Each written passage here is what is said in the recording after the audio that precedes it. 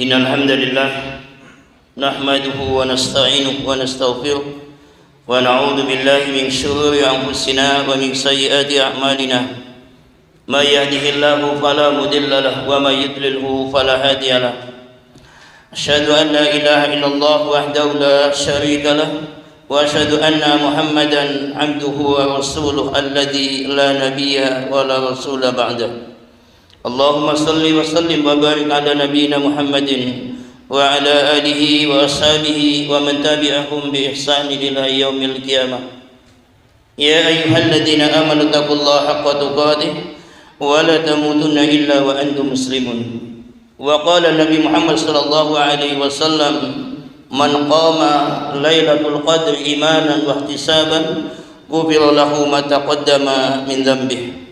Rasulullah Shallallahu Alaihi Wasallam beliau bersabda, barang siapa yang menghidupkan malam Lailatul Qadar, artinya dia mengerjakan sholat malam di malam Lailatul Qadar, karena dia iman kepada Allah dan mengharapkan pahala di sisi Allah Subhanahu Wa Taala, maka Allah akan mengampuni dosa-dosanya yang sudah berlalu. Hadis sahih ini diriwayatkan oleh Imam Al-Bukhari. Bapak Ibu kaum muslimin dan muslimah, adik-adik santri, semoga Allah Subhanahu wa taala merahmati kita semua. Alhamdulillah, pada pagi ini adalah pagi yang ke-13 di bulan Ramadan, bertepatan dengan tahun 1444 Hijriah. Marilah kita berusaha kembali untuk bermuhasabah, untuk merenungkan apa yang sudah kita kerjakan selama 13 malam di bulan Ramadan pada tahun ini. Hendaklah kita berusaha kaum muslimin untuk selalu menghisab diri kita agar kita lebih ringan hisabnya di hadapan Allah Subhanahu wa taala. Sebagaimana ucapan Ali bin Abu Thalib, hasibu anfusakum qabla an tuhasabu. Hisab diri kalian sebelum kalian itu dihisab oleh Allah Subhanahu wa taala. Untuk apa kita menghisab amal kita? Agar kita lebih tahu sejauh mana kebaikan kita, mana yang lebih banyak antara ketaatan kepada Allah atau sebaliknya kemaksiatan kita kepada Allah Subhanahu wa taala. Bapak Ibu kaum muslimin dan muslimah rahimanillahi taala wa iyyakum ajmain. Salawat dan salam semoga senantiasa tercurahkan kepada Nabi kita Muhammad Sallallahu Alaihi Wasallam. Bapak Ibu kaum muslimin, ada satu manusia atau segolongan manusia yang paling celaka yang pernah Nabi kita Muhammad Sallallahu Alaihi Wasallam sampaikan kepada kita. Siapa manusia yang paling celaka dan merugi? Siapa saja yang menjumpai bulan Ramadan, kemudian dia Ramadan itu selesai, lalu dia dosanya belum diampuni oleh Allah Subhanahu wa taala. Ini manusia paling merugi Bapak Ibu. Jadi manusia yang paling merugi kata Nabi adalah menyaksikan bulan Ramadan dari tanggal 1 sampai tanggal 30 Ramadan. Namun begitu masuk 1 Syawal, dosanya belum diampuni oleh Allah Subhanahu wa taala. Maka mudah-mudahan Bapak Ibu kita senantiasa memohon kepada Allah, kita berdoa kepada Allah agar amal ibadah kita ini diterima oleh Allah Subhanahu wa taala. Bapak Ibu, inilah perbedaan kita dengan sahabat-sahabat Nabi Muhammad sallallahu alaihi wasallam. Kalau para sahabat-sahabat Nabi Muhammad sallallahu alaihi wasallam, kalau dia sudah dekat 1 Syawal, maknanya Ramadan akan meninggalkan mereka, mereka itu sedih, menangis, dan dia takut, dia sedih karena akan ditinggalkan bulan Ramadan, dan dia menangis karena apa? Kesempatan-kesempatan kebaikan di bulan Ramadan meninggalkannya, dan dia takut kepada Allah kalau amal ibadahnya tidak diterima oleh Allah Subhanahu wa taala. Lalu bagaimana kita Bapak Ibu? Kalau Ramadan mau selesai, apakah kita sedih Bapak Ibu? Senang. Itu Pak. Apakah kita sedih? Apakah pernah kita takut? Pernah nggak kita takut, khawatir kalau ibadahnya tidak diterima? Coba Bapak Ibu bertanya pada dirinya sendiri. Mari kita bermuhasabah. Pernah nggak kita punya rasa khawatir setelah ibadah? Khawatir ibadahnya tidak diterima oleh Allah. Ada nggak khawatir? Siapa yang khawatir ibadahnya nggak diterima, Pak? Siapa, Pak? Nggak ada, Bapak Ibu. Siapa yang takut kalau ibadahnya di bulan Ramadan tidak diterima oleh Allah? Hampir tidak ada. Begitu Ramadan selesai, orang itu bahagia. Kenapa dia bahagia? Di rumahnya banyak makanan. Kenapa dia bahagia? Karena dia Idul Fitri. Apa arti Idul Fitri, Pak? Idul Fitri itu maknanya kembali sarapan pagi. Paham Bapak Ibu? Idul Fitri itu artinya kembali makan di waktu pagi, bukan kembali suci. Kalau kembali suci luar biasa. Bagaimana bisa kita tahu kembali suci? Uang ibadahnya belum tentu diterima oleh Allah Subhanahu wa taala. Maka Rasulullah Shallallahu alaihi wasallam mengatakan, orang berpuasa itu akan mendapatkan dua kebahagiaan. Kapan kebahagiaan pertama? Saat tiba waktu buka puasa. Yang kedua, kapan dia bahagia? Saat berjumpa dengan Allah. Bukan saat Idul Fitri, Pak. Tapi kebanyakan gimana, Pak Ibu? Orang bahagia saat apa? Satu, saat berbuka puasa. Kedua, saat Idul Fitri. Kita lihat saat Idul Fitri, orang yang nggak pernah ke lapangan, ke masjid pun, mereka pagi-pagi dia mandi, ganti baju, bawa sajadah, dia datang lebih pagi dibandingkan orang yang setiap hari dia taat beribadah kepada Allah. Dia bahagia, Bapak. Inilah kaum muslimin dan muslimah rahimanillahi ta'ala wa iyyakum ajmain. Saya diberi kesempatan kurang lebih sampai tengah 6. Namun biasanya saya kajian di Purwokerto dan di tempat-tempat yang lain saya diberikan waktu sampai jam 5.55 sampai waktu sholat subuh. Ini Bapak Ibu, sanggup? Apa yang menang baik? Sanggup betul? Ini karena saya biasanya begitu, Pak. Di Jetsu, di Masjid 17, di masjid-masjid yang lain di wilayah Kabupaten Banyumas, saya selalu diberi waktu Ustaz sampai jam 5.55. Begitu selesai kajian, umat ini langsung sholat subuh. Karena kadang-kadang masih banyak umat Islam yang meninggalkan sholat subuh. Kenapa, Pak? Enggak suka-suka pengen kajian baik. Bapak Ibu kaum muslimin rahimanillahi ta'ala wa iyyakum ajmain. Pagi ini saya akan menjelaskan tentang keutamaan di malam Lailatul Qadar. Kaum muslimin dan muslimah rahimanillahi ta'ala wa iyyakum ajmain. Rasulullah sallallahu alaihi wasallam beliau bersabda, "Man qama Lailatul Qadar." Siapa yang menghidupkan malam Lailatul Qadar? Kenapa disebut Lailatul Qadar? Malam-malam penentuan. Apa yang ditentukan Bapak Ibu oleh Allah? Yang ditentukan adalah takdir, Bapak Ibu. Ini Bapak Ibu. Makanya ibadah itu hanya bisa istiqomah, Pak, dengan ilmu. Maka saya sampaikan Lailatul Qadar, sebelum datang Lailatul Qadar, Bapak Ibu sudah membekali dirinya dengan ilmu. Ibadah itu bisa istiqomah, Bapak Ibu, kalau dibekali dengan ilmu. Yang kedua, ibadah bisa istiqomah kalau dibekali dengan pemahaman yang benar. Dan yang ketiga, ibadah bisa istiqomah kalau dilandasi dengan akidah yang sahih. Tapi kalau ibadah tidak dilandasi dengan ilmu, Bapak Ibu, enggak akan istiqomah. Tahu istiqomah, Bapak Ibu? Selalu dikerjakan continue. Maka Nabi mengatakan, ibadah yang paling dicintai oleh Allah bukan banyaknya, Pak, tapi istiqomahnya. Bukan banyaknya, tapi istiqomah. Walaupun setiap malam sholat witir hanya 1 rakaat, tapi itu istiqomah. Setiap malam dikerjakan. Jauh lebih baik, jauh lebih dicintai oleh Allah daripada orang yang sholat dasarnya naik bongbong, Pak. anggar bongbong ya mari masjid, nek ora bongbong salat ning omah. Kenapa demikian? Karena dasarnya bukan ilmu, Bapak Ibu. Orang ibadah itu dilandasi dengan ilmu.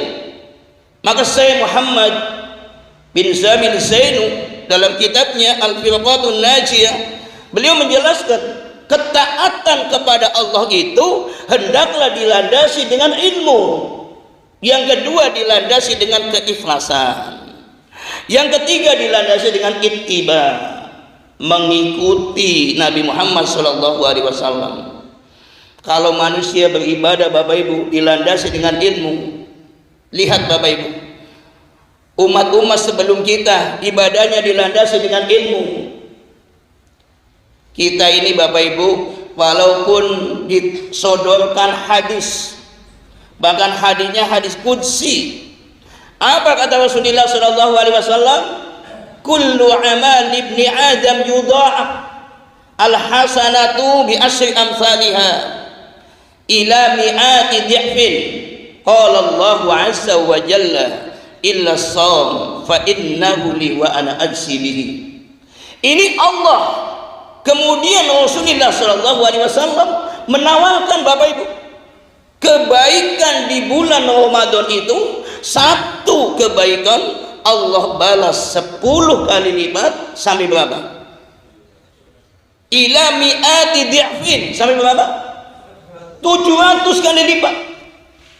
Ini ditawarkan oleh Allah, kemudian ditawarkan oleh Rasulullah. Apa anak bosan tertarik? Hebat. Ditawarkan. Ini loh, kalau kau kerja di bulan Ramadan biasanya 1000, ini saya naikkan 700.000. Tambah semangat apa tambah lemah? Harusnya tambah semangat, Bapak Ibu. Tapi karena ini bukan uang, anggap duit semangat betul Pak Bu. Karena ini bukan uang, karena ini pahala, kaitannya dengan keimanan kepada Allah, orang tidak tertarik, Bapak Ibu. Ini kaum muslimin dan muslimah rahimanillahi ta'ala wa iyyakum ajmain. Siapa yang berbuat satu kebaikan, maka Allah akan balas setiap satu kebaikan dari 10 lipat yang dia kerjakan sampai 700 kali lipat. Akan tetapi kebanyakan umat Islam pada umumnya dia tidak tertarik dengan hadis qudsi ini. Bapak Ibu kaum muslimin rahimanillahi ta'ala wa iyyakum ajmain. Lailatul Qadar, malam penentuan. Malam di mana Allah Subhanahu wa taala menetapkan takdir, Pak. Apa takdir? Ukuran. Apa takdir? Ketetapan. Takdir ini Bapak Ibu perlu kula panjenengan mengimani. Karena iman kepada takdir adalah salah satu dari rukun iman yang jumlahnya ada 6.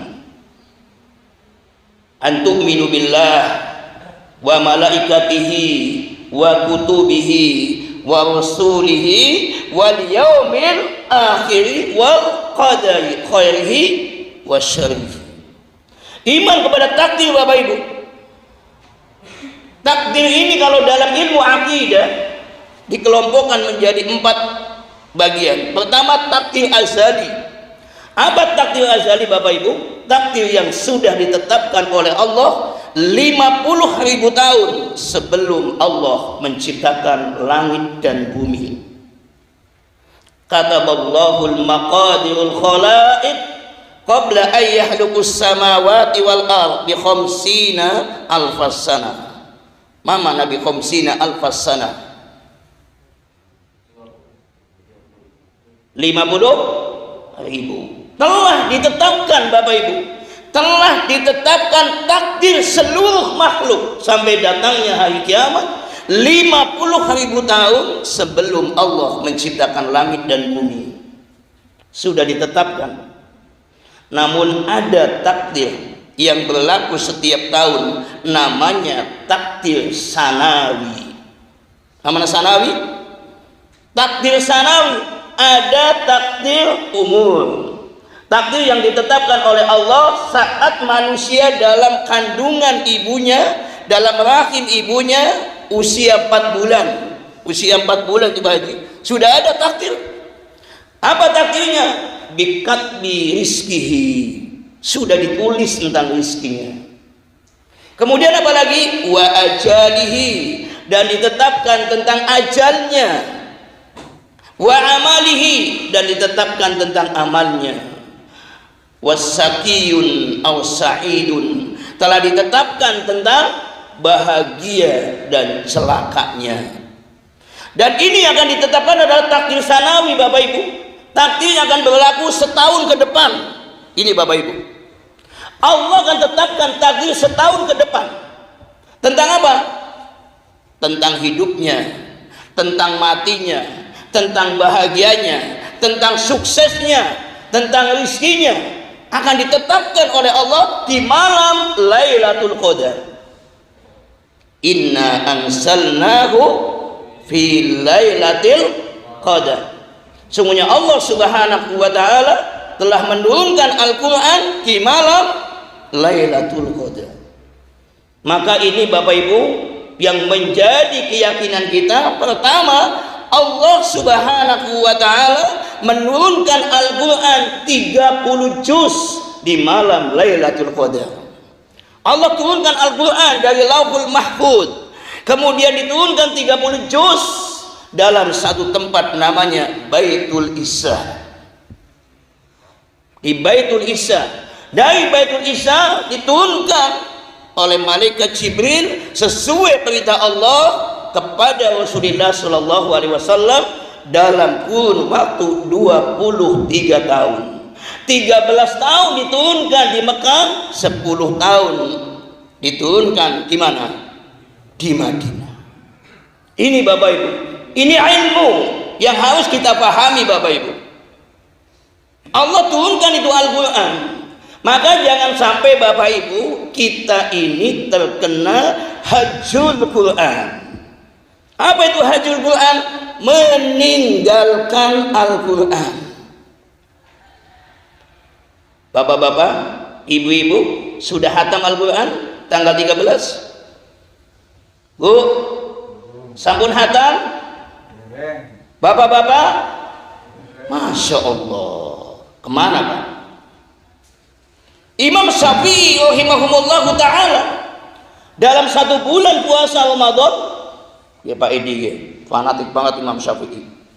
Dalam bulan Ramadan Imam Syafi'i rahimahumullah ta'ala dia menghatamkan berapa kali? 60 kali dalam 1 bulan. Dalam 1 bulan Imam Syafi'i rahimahumullah ta'ala dia menghatamkan Al-Quran khusus di bulan Ramadan 60 kali. Dan Mujahid, seorang ulama tabi'in dan sekaligus muridnya Abdullah bin Abbas, dia menghatamkan Al-Quran habis sholat maghrib sampai isya. Habis sholat maghrib baca Quran sampai waktu isya dia hatam. Kenapa dia hatam? Karena dia baca, jangan geleng-geleng kepala. Sholat isyanya kapan? Jam 12. Lalu sholat isya jam berapa? Jam 7 ya. Itu dihatamkan Al-Quran dulu. Maka Bapak Ibu kaum muslimin, kita ini Masya Allah, maka Nabi mengatakan khairun nasi qarni summal ladina yalunahum summal ladina yalunahum. Nabi mengatakan sebaik-baik manusia adalah sahabat-sahabatku, kemudian sesudah para sahabatku para tabi'in, lalu sesudah para tabi'in siapa? Tabi'ut tabi'in. Manusia paling baik Bapak Ibu, lihat para tabi'in Bapak Ibu. Muridnya Abdullah bin Abbas selama 50 tahun, setiap ada orang adzan waktu sholat wajib dia sudah ada di masjid. Selama berapa tahun Pak? 50 tahun. Setiap ada adzan sholat wajib dikumandangkan, beliau sudah ada di masjid selama 50 tahun. Dan selama 50 tahun beliau wudu untuk waktu isya dan sekaligus beliau berwudu untuk sholat subuh. Bisa kayak gitu Pak? Bisa aja dengan pas adzan bis di masjid. Uang komat bensin yang rumah. Ini Bapak Ibu, inilah tingkat perbedaannya Bapak Ibu. 50 tahun bisa bayangkan Bapak Ibu, setiap dia ada orang azan, dia sudah ada di masjid. Sementara kita, apalagi sholat Jumat, datang belakangan, pulang duluan. Ini Bapak Ibu, ini terjadi kaum muslimin. Padahal Bapak Ibu, salah satu yang menggugurkan dosa-dosa kita adalah bila kita menunggu sholat berikutnya setelah sholat yang pertama dikerjakan. Habis sholat maghrib Bapak Ibu tidak pulang ke rumah. Setelah itu menunggu waktu isya. Habis sholat isya baru kembali ke rumah. Bisa gitu Bapak Ibu. Mari kita lihat Bapak Ibu, kembali kepada Lailatul Qadar. Bagaimana Rasulullah Shallallahu Alaihi Wasallam memberikan contoh. 1 tahun ini Bapak Ibu, mari kita bermuhasabah Pak, merenung Pak. Allah itu memberikan kesempatan hidup kita 1 tahun 360 hari. Allah hanya minta Bapak Ibu, silahkan 350 hari bapak-bapak dan ibu-ibu tidur di rumah masing-masing. Tapi tolong Pak, jangan habiskan dia tidur di rumah. Ambil yang 10 hari. Paham maksudnya Pak? 360 hari, ambil 350 tidur di rumah. Mungkin bisa di hotel, mungkin bisa di losmen, mungkin bisa di tempat kerja. Namun Bapak Ibu, sisihkan waktu 10 malam tidur di masjid. Siapa sih sanggup yang ngacung yang daftar gitu? Ayo, langsung daftar gitu Pak. Masya Allah. Ini Bapak Ibu, ini kelemahan kita. Padahal dengan tidur di masjid nggak akan kehujanan, nggak akan kedinginan. Ibu-ibu ikhlaskan suaminya 10 malam yang ketiga, yang terakhir. Pak, jenengan sepuh apa goleti apa? Mana mari masjid?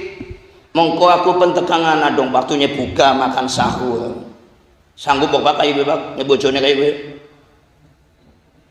Lihat Rasulullah Shallallahu Alaihi Wasallam, Nabi Muhammad Bapak Ibu, kalau 10 malam terakhir beliau tinggal di masjid dan beliau membuat sebuah tenda di dalam masjid Madinah, dan dia melakukan i'tikaf di masjid di dalam tenda agar tidak ada sahabat-sahabat beliau radhiyallahu anhum ajmain, agar tidak ada kaum muslimin yang mengganggu i'tikafnya beliau. Sampai beliau itu, kata Rasulullah, kalau habis selesai mandi, beliau pun menyisir rambutnya, istrinya datang.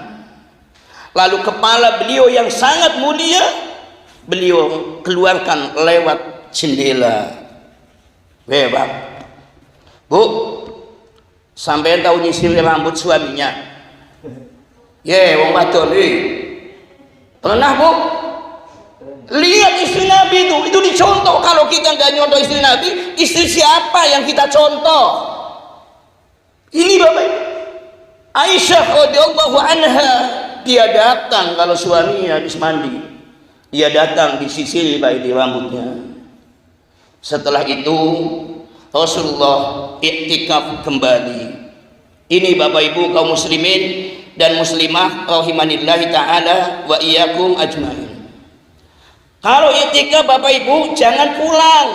I'tikaf pulang, i'tikaf bawa HP, i'tikaf main video game, i'tikaf YouTube-an. Enggak ada.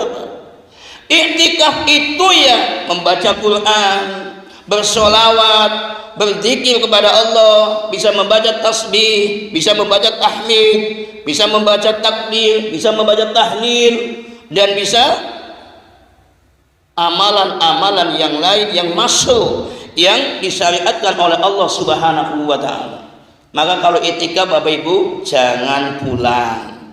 Kapan masuknya i'tikaf? Habis waktu asar, tanggal 20 Ramadan habis asar, datang ke masjid. Kapan dia pulangnya? Tanggal 30 habis asar, pas mau malam Idul Fitri. pas mau takbiran baru pulang. Itu Bapak Ibu, ayo ngapot apa kamu?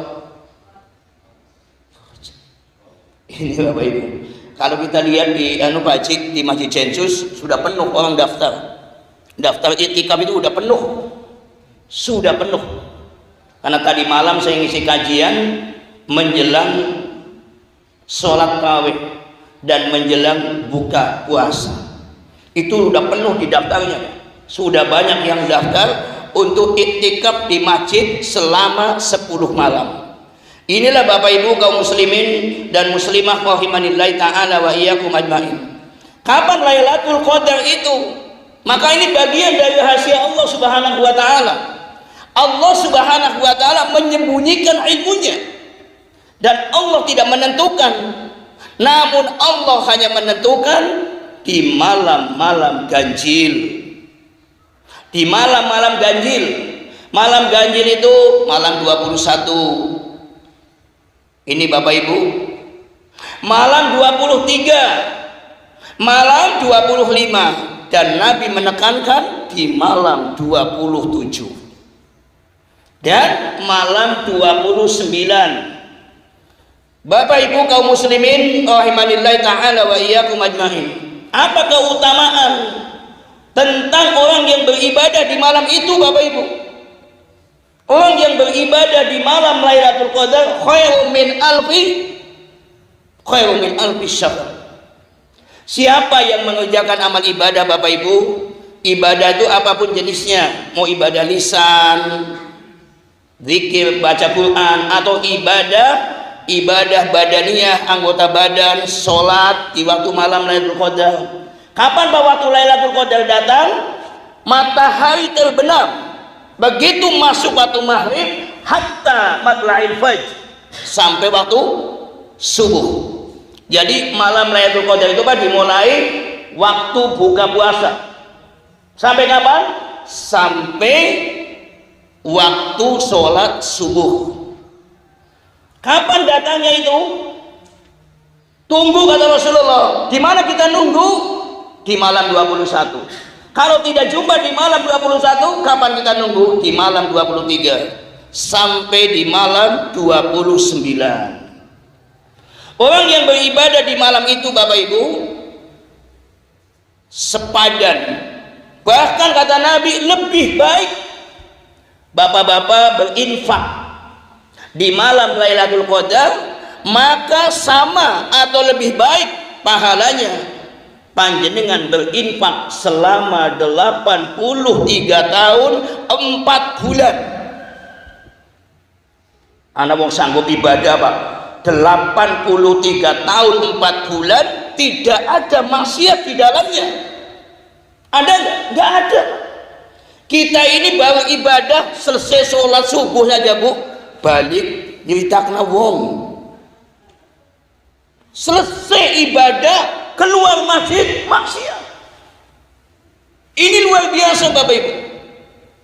Ibadah di malam itu lebih baik daripada kula panjenengan ibadah selama 1000 bulan.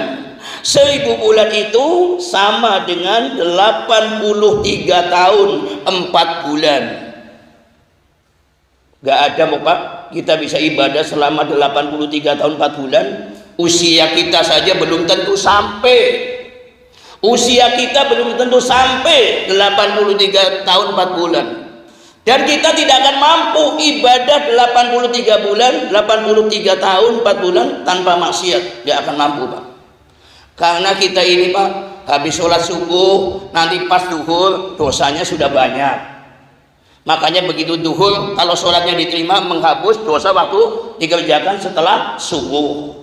Ini Bapak Ibu kaum muslimin rahimanillahi ta'ala wa iyyakum ajmain. Maka manfaatkanlah waktu Bapak Ibu di malam-malam Lailatul Qadar itu untuk beribadah kepada Allah. Ibadah yang ditekankan di bulan Ramadan pertama adalah berpuasa.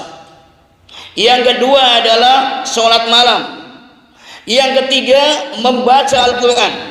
Yang keempat Bapak Ibu berinfak, bersedekah, dan mengeluarkan zakat. Inilah ibadah-ibadah yang seharusnya Bapak Ibu mengerjakannya Bapak Ibu. Ibu-ibu, sebelum malam Lailatul Qadar tiba, bapak-bapak yang sudah siap modalnya silahkan beli pakaian lebih dulu. Jadi jangan sampai 10 malam terakhir justru umat Islam bapak-bapak sibuk. Sibuk kemana bu? Ke mall. Yang punya uang. Kemana dia sibuk? Ke toko makanan. Dia sibuk menyiapkan toples-toples yang kosong, bagaimana agar dia penuh. Ini Bapak Ibu. Karena umat Islam itu begitu menghadapi satu Syawal, yang disiapkan itu Pak. Pakaian, makanan, minuman, rumah dicat. Sudah dicat pakai di rumahnya? Belum. Itu yang disiapkan umat Islam. Ternyata puasa itu justru tidak bisa memberikan tarbiyah kepada kita, pendidikan kepada kita. Bahkan puasa itu sesungguhnya yada'u ta'amahu wa syarabahu wa syahwatahu. Puasa itu seharusnya menekan kita, Pak, agar kita menekan hawa nafsu kita, agar tertekan bagaimana kita bersikap sederhana terhadap makanan, minuman, dan keinginan. Tapi coba Bapak Ibu, kalau tidak percaya, saya kalau menjelang buka akan isi kajian ke Purwokerto, di Legok itu nggak bisa jalan Pak Haji. Di Legok nggak bisa jalan. Di depan stasiun Legok itu kan ada lapangan kecil itu Pak Heru. Nggak bisa jalan kita. Kayak seperti semut. Kenapa? Kanan kiri penuh umat Islam. Yang kecil, yang anak-anak, yang muda, yang tua, yang kakek-kakek, yang nenek, dia penuh. Balik bawa apa bu? Cendol, es, minuman. Masya Allah, ini kayak orang dendam Pak. Dari pagi nggak makan, nanti tahu rasa kok. Apa? Begitu menjelang maghrib, Masya Allah. Maka wajar Bapak Ibu kalau banyak orang Islam dikala sholat tarawih akeh wong angop. Ngerti angop bu? Bahasane aku kalau bahasan pakai dikit pada ya pakai di wong paguyangan bungayu ya angop. Apa kata Nabi? Angop itu kata Rasulullah bukti nyata orang malas mengerjakan sholat. Ini Bapak Ibu, coba kita lihat, kalau orang sholat angop-angopan semangat apa malas? Malas. Maka angop itu adalah sesuatu yang sangat dibenci oleh Allah, yang sangat dicintai oleh Allah Pak, bersin. Maka Nabi mengatakan, bila kalian ingin bersin, jangan ditutup mulutnya. Hati bersin bu, karena bersin itu akan mengeluarkan penyakit yang menghalangi dari selaput hidungmu. Keluarkan dia. Dan Allah mencintai orang bersin. Kenapa? Karena orang bersin itu satu akan memuji Allah. Coba aja Pak Haji, orang bersin, begitu dia bersin, alhamdulillah, memuji Allah tidak? Itu yang dicintai Allah. Yang mendengarkan, dia mendoakan kembali, yarhamukallah. Kemudian yahdikumullah wa yuslihu balak. Luar biasa Bapak. Tapi coba orang angop, doangannya kayak apa orang angop? Siapa yang mendoakan orang angop? Gak ada. Maka kata Nabi, bila kalian ingin menguap, tahan, jangan sampai keluar uap itu. Beda dengan bersin tadi Pak. Kalau bersin jangan tutup, silahkan dia bersin. Tapi kalau menguap, tahan mulutnya agar jangan sampai. Bila kalian sudah terpaksa dia keluar, kata Nabi, tutup mulutmu agar tidak ditertawakan oleh syaitan. Ibu, sholat imamnya baca suratnya panjang, bis angop, diketawakan setan, nyindir imam, baji. Imam itu tersinggung.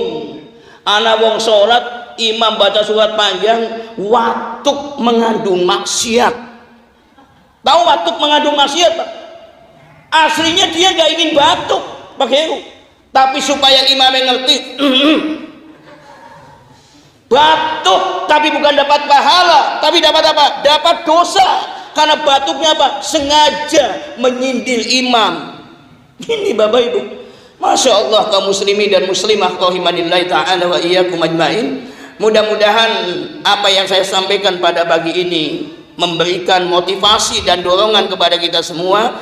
Jangan menyia-nyiakan malam Lailatul Qadar, karena kita tidak punya jaminan bahwa hidup kita sampai pada puasa yang akan datang. Sekali lagi, jangan menyia-nyiakan waktu Ramadan tahun ini, sebab kita tidak punya jaminan bahwa umur kita bisa sampai Ramadan yang akan datang. Mari kajian di waktu subuh ini kita tutup dengan doa kafaratul majlis.